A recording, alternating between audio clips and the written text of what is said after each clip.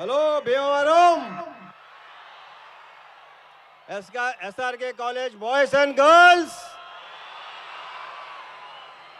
Trailer ఎలా ఉంది? నేను కూడా ఇవాళే చూశాను. ఇప్పుడుదా చూపిస్తే డైరెక్టర్ నాకు ఈ భీమవరానికి అంటే ఈ ఊరికి నాకు ఒక అభినవ సంబంధం ఉంది.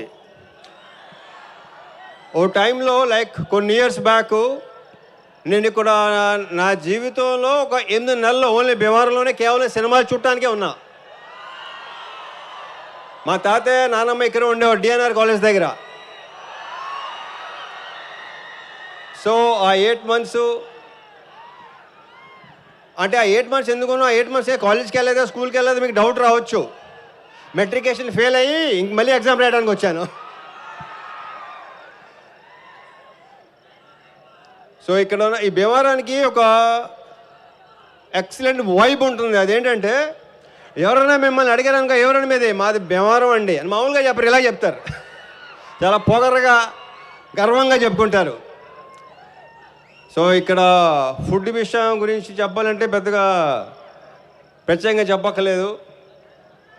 సంక్రాంతికి ఇక్కడ జరిగే కోడి పందాలు కానీ నాకు రావాలని ఉంటుంది.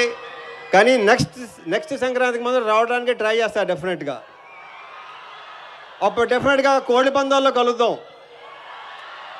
ఇంకా ప్రీ లాంచ్ ఉంది, అక్కడ మాట్లాడుకుందాం. ఆ తర్వాత సక్సెస్ మీద కూడా డెఫినెట్గా ఉంటుంది. నా ప్రగాఢ నమ్మకం అది.